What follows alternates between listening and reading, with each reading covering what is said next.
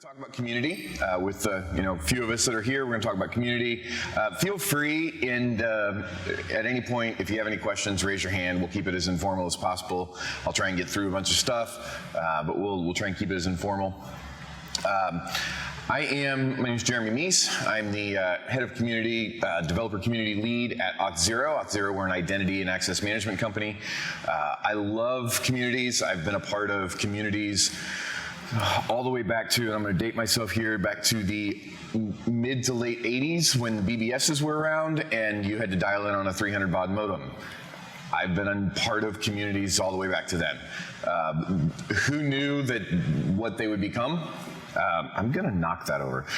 Who knew what they would become? Today you have everything from Stack Overflows to your Google Plus to whoever happens to use that, to your Twitters, to your Facebooks, all the different groups that now are there and exist came out of our natural proclivities as humans to build communities amongst ourselves or seek out communities to be a part of. So I'm very passionate about communities.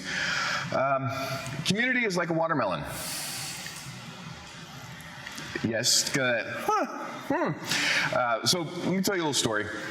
About it'd be 11 years ago, coming up on probably 11 years ago now, my wife had been pregnant, had to go to the hospital. She had ended up having kidney stones, which when you're pregnant, kidney stones, that doesn't mix, but you can't do anything about it. You just got to grin and bear it, which you don't tell a pregnant lady to grin and bear it unless you want to die. So I didn't say that. I had learned, this was our third kid, I'd learned prior to the first two. And when you just was so frustrated, finally got home after a couple days in the hospital, we recognized we couldn't do anything, knew that the next 3 months was going to be hell, and it was like, all right, I'm frustrated, wanted to take out some of that frustration on something, so I remembered that we had a small jungle growing in our backyard. However, we live in Kansas, and jungles are not native, and so needed to get rid of that. So I figured, I'm gonna go destroy this jungle in the backyard. I'm gonna do something with my time. So I go outside, I'm just tearing at stuff, and all these weeds all over the place, and I come across, kind of out of the corner of my eye, I see something that's a little off-shaded from everything else that's around it. So I stop and I look and I kind of dug through, and it's a watermelon. In the middle of all of these weeds, which actually weren't weeds, they were the watermelon plant leaves, was a watermelon. And then I kind of dug a little bit, and there were like 3 total watermelon in our backyard. I'm astounded. I grab it. It could have stayed there a few more weeks and would have been better, but I cut it off, grabbed it, ran inside, and my wife, to her credit, the first thought that she had in her mind was, he left me with the 2 kids and a kidney stone and being pregnant to go to the store and get a watermelon. Her next thought was, he hopped the fence and went and stole somebody's watermelon. Those were her 2 thoughts, to her credit. Obviously, I hadn't done that, and I explained what the deal was, and so she went outside and waddles out. We look at it, and it's amazing. We have watermelons growing in our backyard. And then we remembered that probably 6 months earlier, we'd had family over with our kids. We were doing a watermelon spitting contest back when you could buy watermelons without seeds in them, or with seeds in them. And they were in the backyard, and the section of the yard where this was growing was where everybody had been spitting watermelons. And it strikes me as I look back at that over the last couple years, thinking about communities, that literally is how communities often grow. Sometimes they just pop up. You don't expect them in places, and we didn't do anything to it. We didn't water it. We didn't, take care of it, obviously, because everything else was growing up around it. Paid no attention to it, and yet these watermelons grew up. And that's how I look at communities. Sometimes, like I said, they just pop up. You don't know what's going to happen. Sometimes you can nurture them. Sometimes you don't. You step back and you look and you realize you have a community forming. To me, that's what really community is finding out where groups of people are and how they're starting to share ideas. So community, obviously, it's a group of people with they have unique values, personalities, expertise, interests, even humor.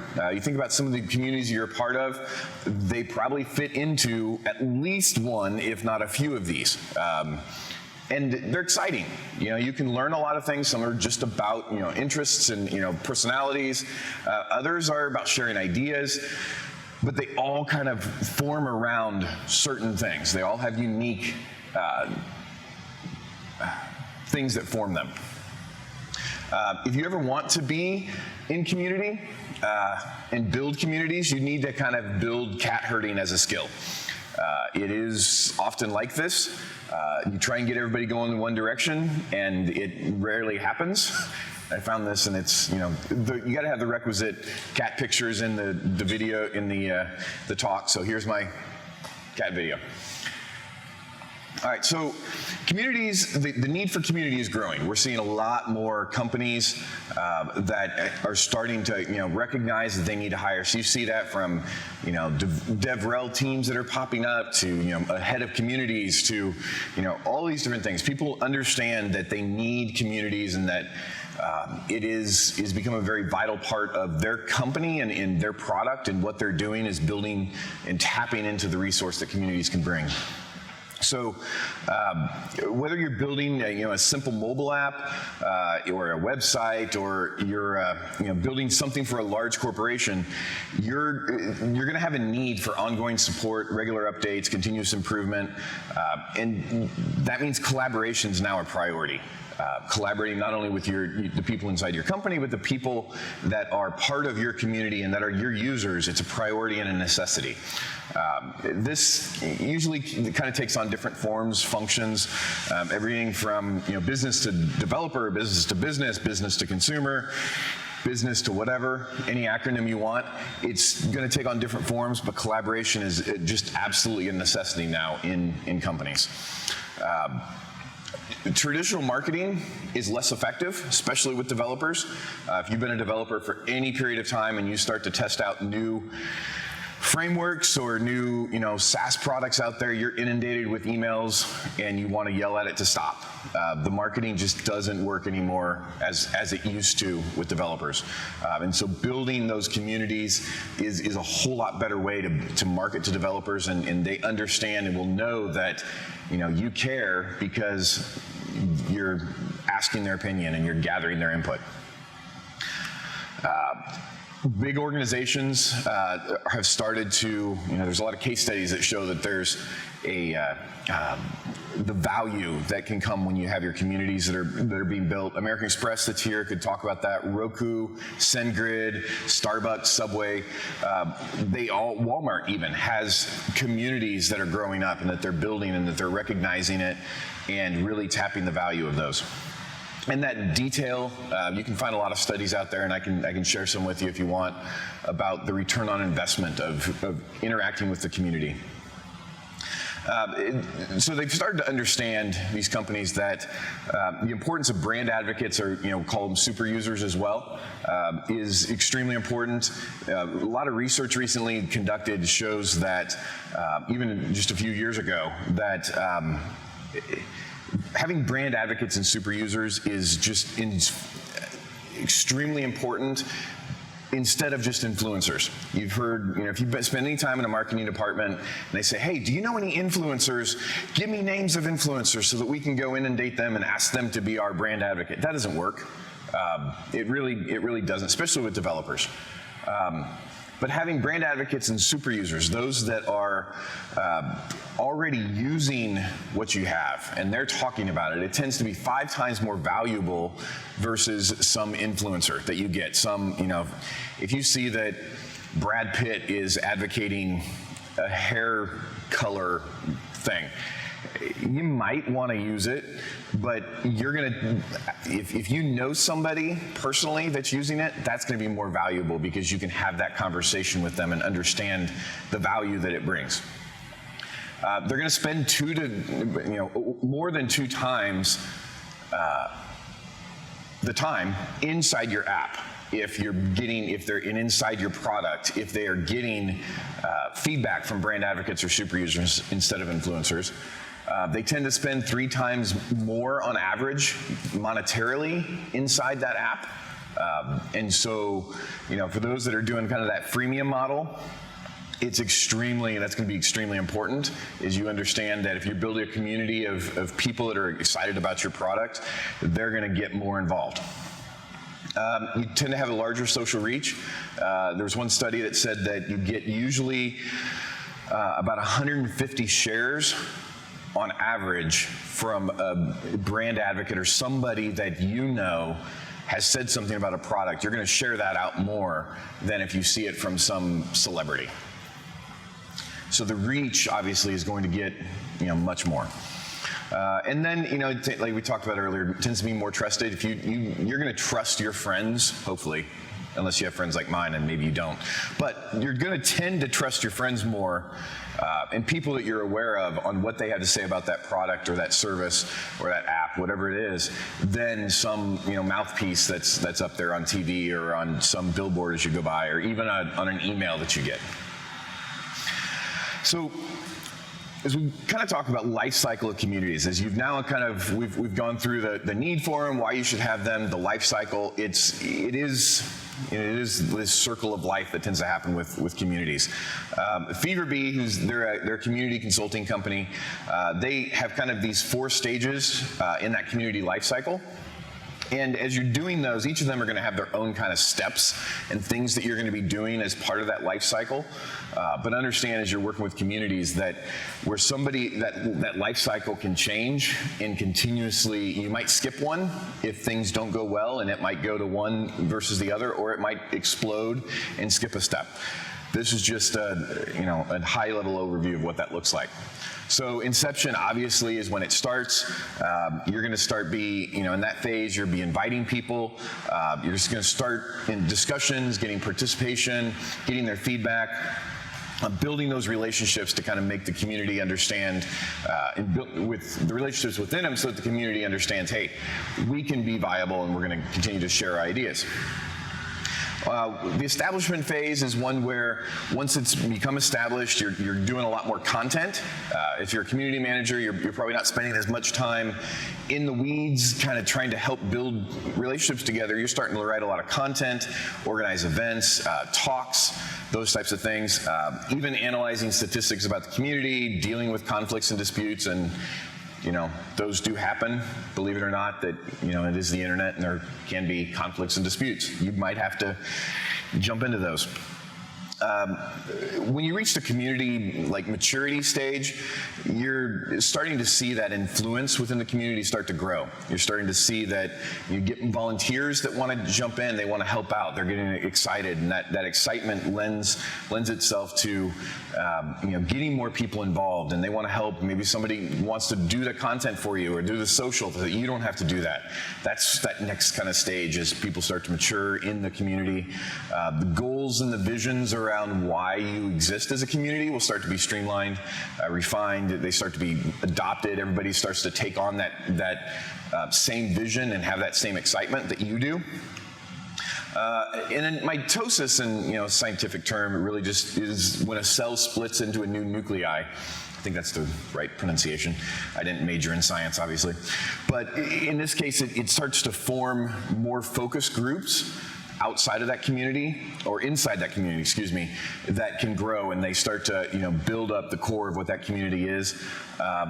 And you really can't think of a community as an organism. It has to be constantly changing.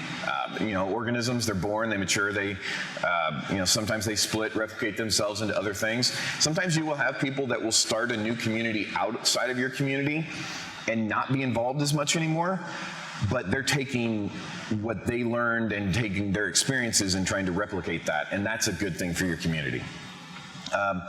But there is something, another aspect of communities that isn't talked often enough, and probably is worth a whole lot more time than we're going to get to it, and that's death. That did kind of escalate quickly. It's now death. But there is 4 cycles, but I really feel like death is one, because sometimes a community, just as a cell, sometimes just has to die in order for everything else.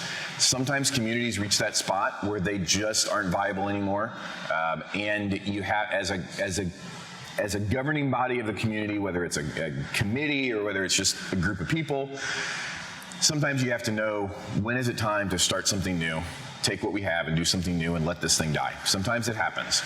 So I add kind of another step to that. Mainly it's just so I can have Will Ferrell there saying, boy, that escalated quickly. That's really probably the only reason I want to add that in there. I did mention, I'm just going to show this, we won't spend a whole lot of time in this, but Fever Bee, as I mentioned, they have in here, as you go through the stages of your community, there are things you're going to be working on, and this gives a good breakdown of some of those markers of what a viable community is, and as you go through those different stages, what does it look like that you'll be focusing on. And see me afterwards, I can give you some links to this as well.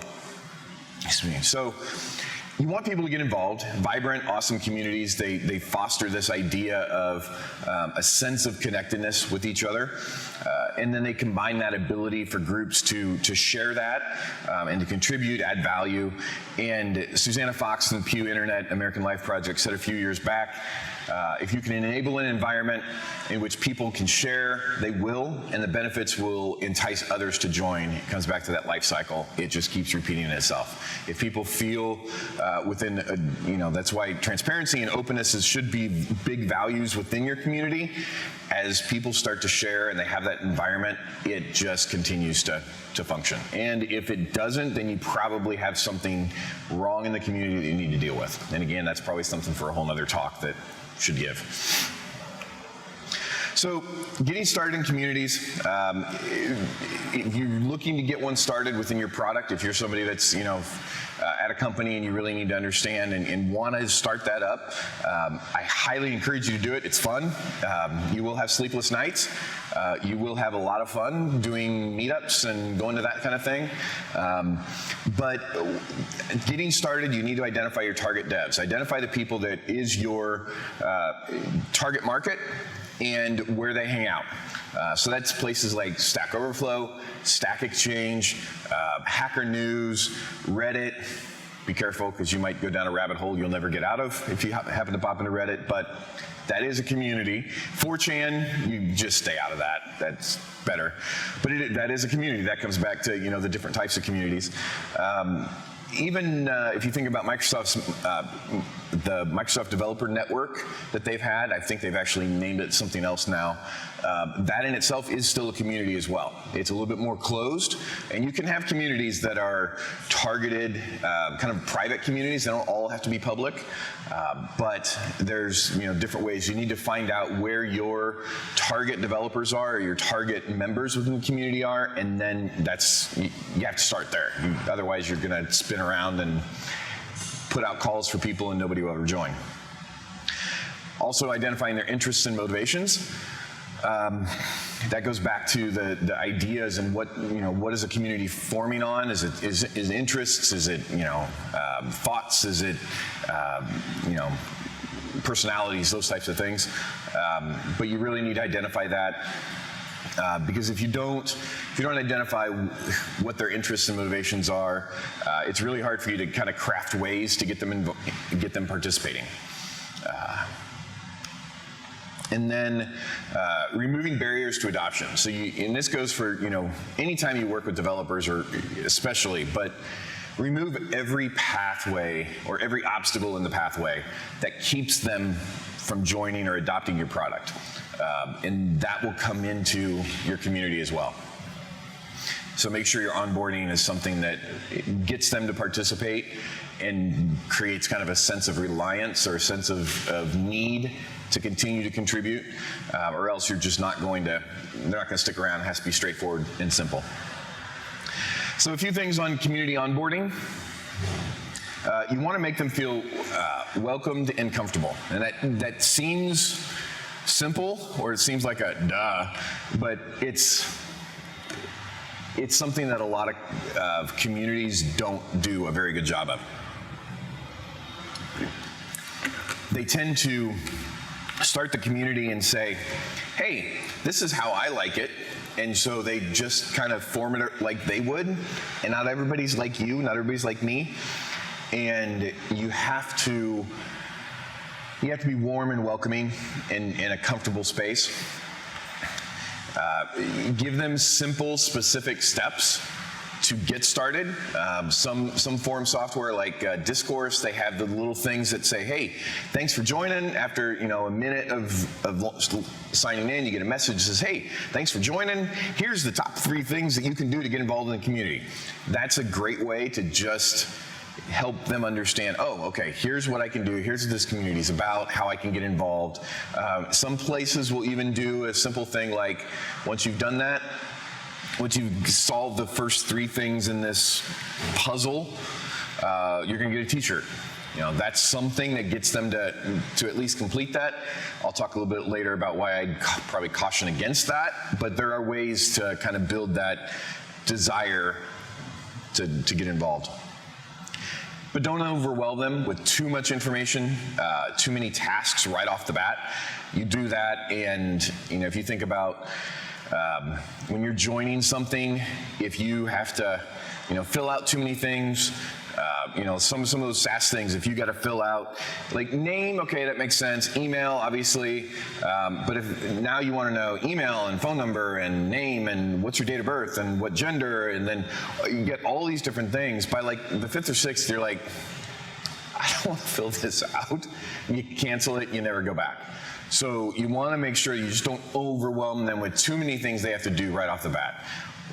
If you want to do those types of things and give them bigger, more tasks to do, make that happen after they've already become a part of the community, or else you'll kind of nip that in the bud real quickly. And like over time, you're going to want to interact in different ways. Email is not probably not the best way, and you should interact with them on different ways than email. So Twitter should be a part of it.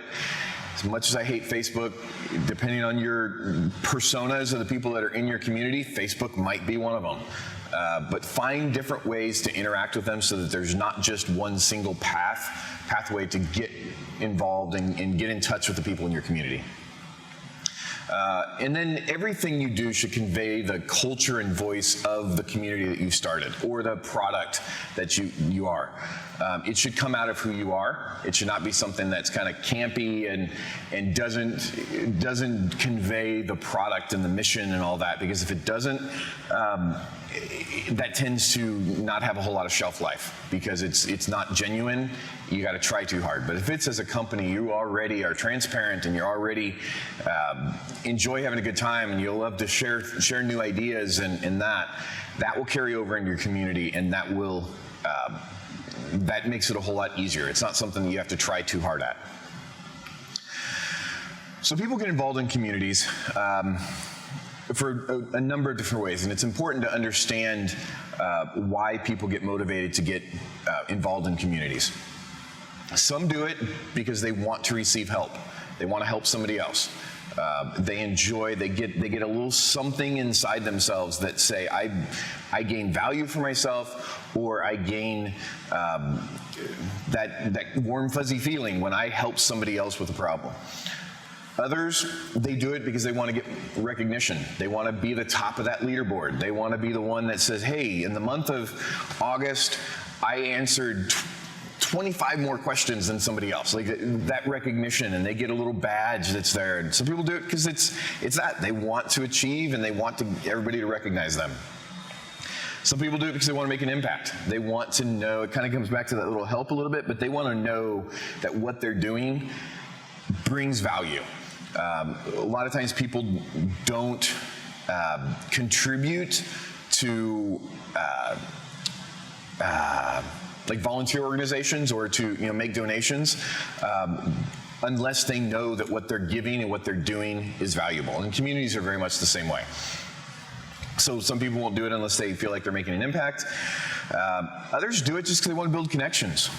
Some people, in life, we've become so, I think, over-connected with all the different things, but we don't bring actual interactions. Like Twitter's so removed. Facebook is, you got 20,000 friends and you've talked to 2 of them in the last 10 years.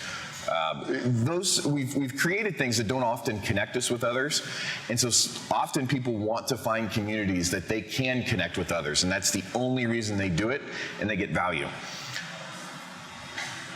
And then others, it is just a sense of belonging. They're lonely, they're looking for something to belong to, and they can gain some value out of that. So understanding those motivations for why people are getting involved in your community is important, and providing ways for each of those.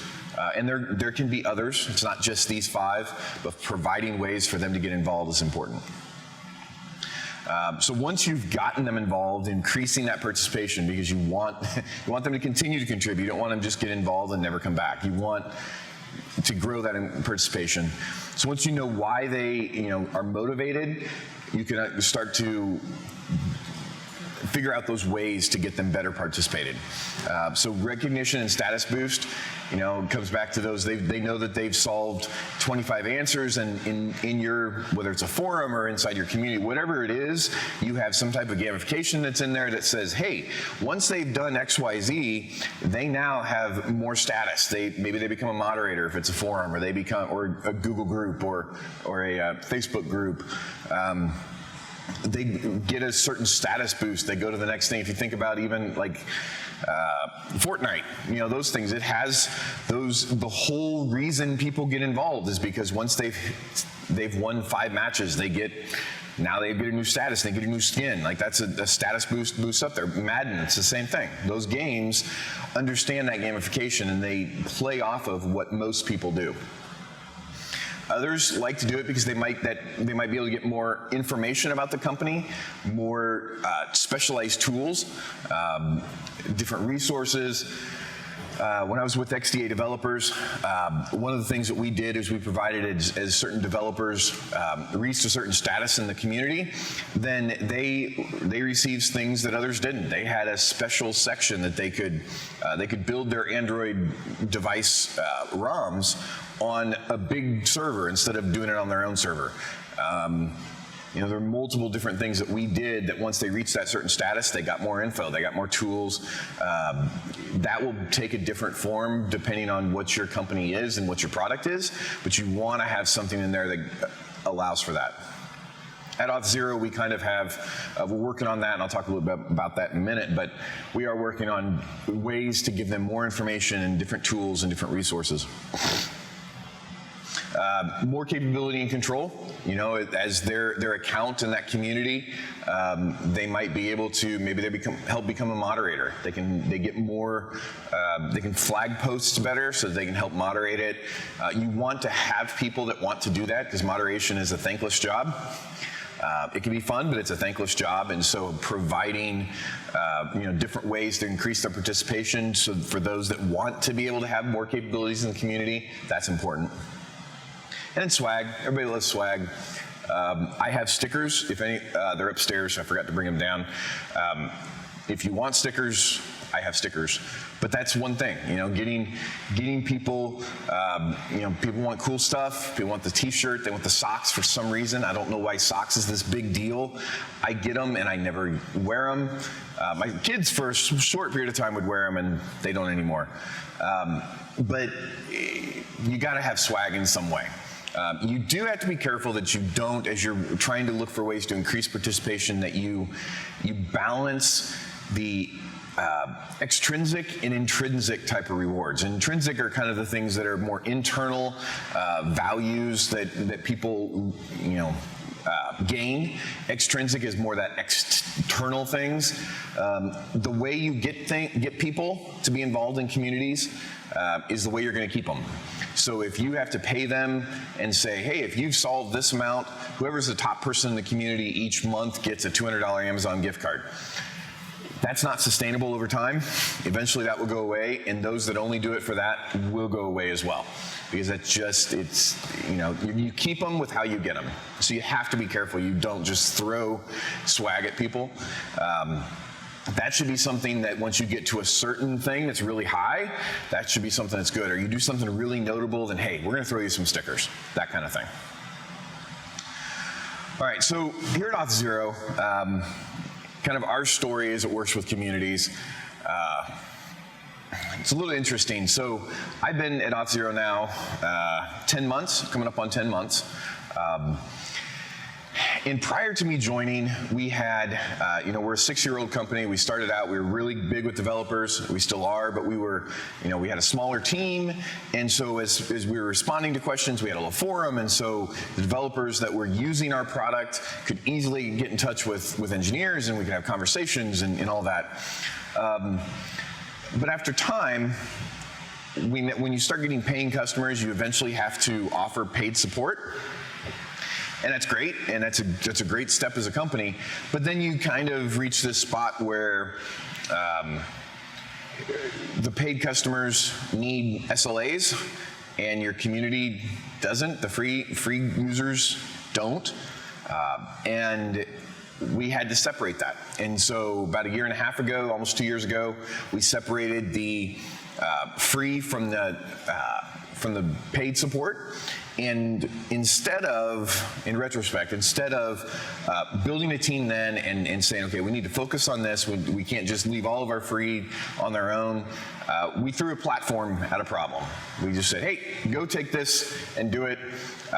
It was a terrible platform. I like to say it's like somebody wanted to create a Stack Overflow clone, and they did.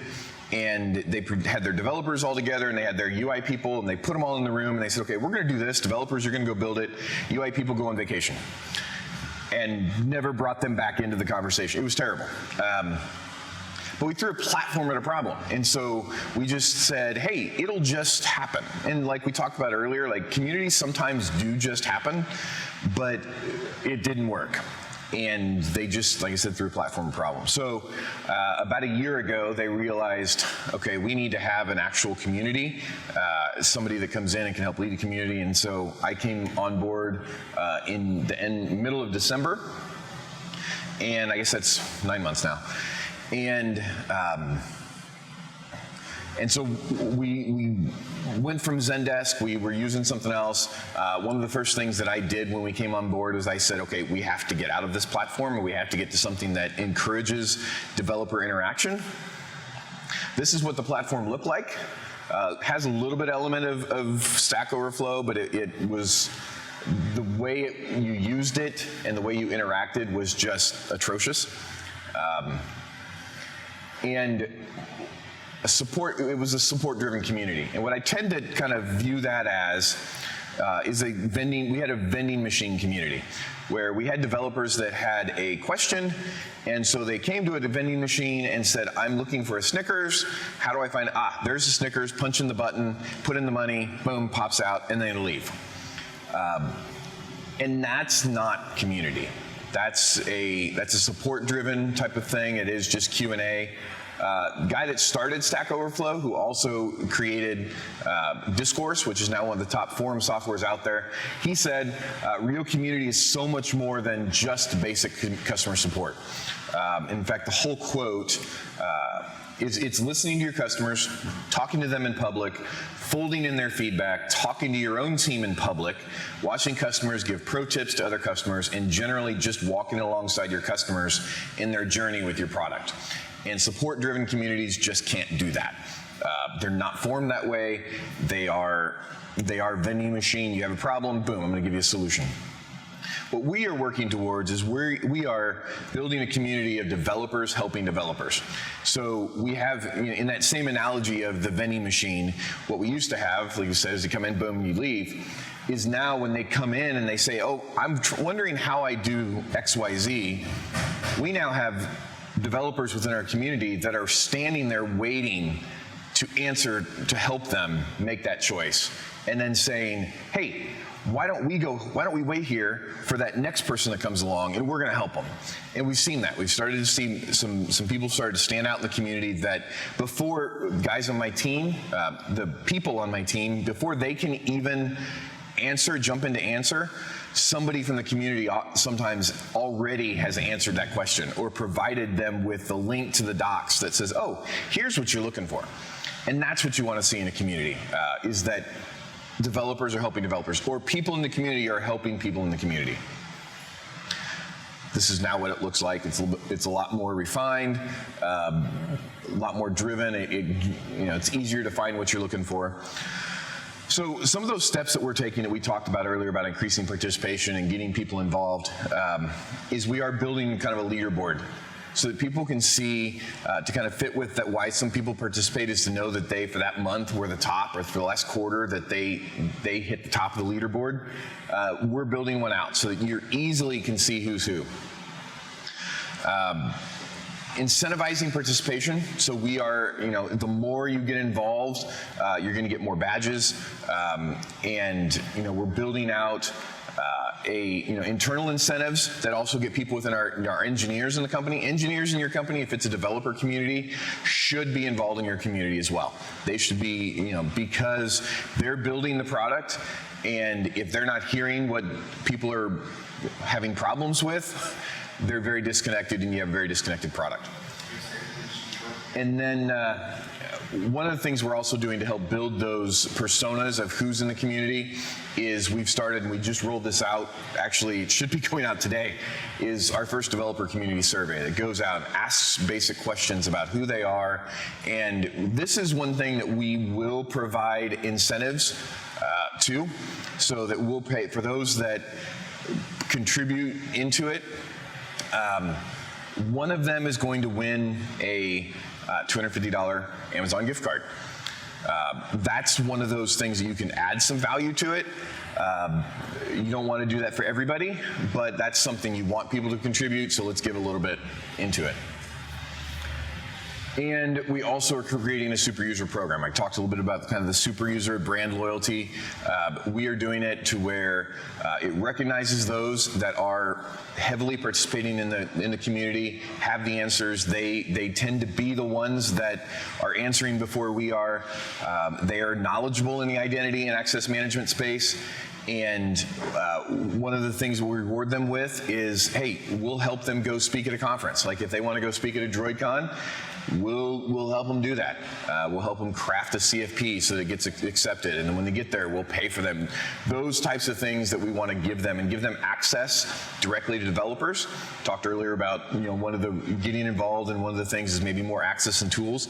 We'll give them access to a special Slack channel within our organization that they can get involved in. These are some of the things that we're doing to help kind of change the direction of the ship that it was going, and building our community into something that is strong and walking through different life cycles, and hopefully doesn't one that we just say is dead, because that would escalate too quickly. All right, here's some resources. If you're in developer relations, the Developer Weekly newsletter is fantastic. Community Pulse podcast. The ARTA community, especially if you're building out open source communities, Jono Bacon is the source for that. He's been doing it a long time when it comes to open source at Ubuntu and GitHub and others. And if you're looking for ways to kind of look at analytics for how your community is doing, CHAOS, which is a great acronym for it, is there. Any Q&A? Any questions? We have a few minutes. I know I jumped through a bunch of stuff. Okay. You can find me here. I do have if you want to take a picture of that, I do have the repo for the slides. I use an open source tool to do slides with Markdown. And then also the PDF for the slides location is there as well. So, all right, thank you guys. Thank you very much. And if you want stickers, find me. I'll get them to you. They're upstairs. So, thanks guys.